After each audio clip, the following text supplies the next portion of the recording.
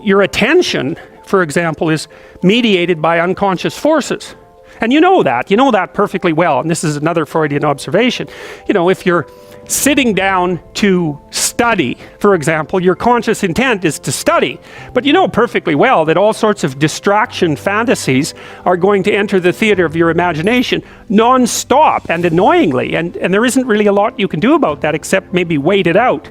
You know, so you'll be sitting there reading and your attention will flicker away. You'll think about, I don't know, maybe you want to watch Jane the Virgin on Netflix or something like that, or maybe it's time to have a peanut butter sandwich, or you should get the dust bunnies out from underneath the bed, or it's time to go outside and have a cigarette, or maybe it's time for a cup of coffee, or it's like all these subsystems in you that would like something aren't very happy just to sit there while you read this thing that you're actually bored by, and so they pop up and try to take control of your perceptions and your actions non-stop.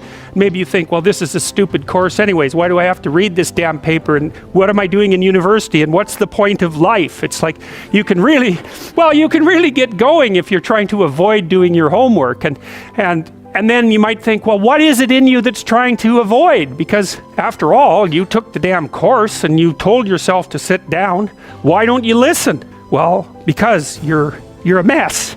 That's basically why. You haven't got control over yourself at all. Okay, so there's the memory function of the unconscious, and there's the dissolutive function. That's an interesting one. The unconscious contains habits, once voluntary, now automatized, and dissociated elements of the personality, which may lead a parasitic existence. That's an interesting one. I would relate that more to procedural memory. You know, so what you've done is practice certain habits, whatever they might be, let's call them bad habits, and you like those things to get under control, but you can't. So maybe when you're speaking, for example, you use like and you know, and you say a lot. And you've practiced that, so you're really good at it, and you'd like to stop it, but you don't get to, because you've built that little machine right into your being, right? It's neurologically wired, and it's not under conscious control, and anything you practice becomes that. It becomes part of you, and that's another element of the unconscious, a different part. And then there's a creative part, which is that, well, you know, you're sitting around and maybe you're trying to write something, or maybe you want to produce a piece of art or a piece of music, or maybe you're just laying in bed dreaming and you have all these weird ideas, and especially in dreams, it's like, where do those things come from? And even more strange, one of the things that's really weird about dreams, and almost impossibly weird, is that you're an observer in the dream. It's like a dream is something that happens to you. Well, you're dreaming it, theoretically, so how is it that you can be an observer? It's almost like you're watching a video game or a movie, but you're producing it, at least in principle, although the psychoanalysts would say, well, no, not exactly. Your ego isn't producing it, your unconscious is producing it. It's a different thing. It's a different thing, and of course Jung would say, well, it's deeper than that. The collective unconscious might be producing it. It's, in some sense, it isn't you exactly, or it isn't the you that you think of when you think of you. And that's the ego from the Freudian perspective, the you that you identify with. That's the ego.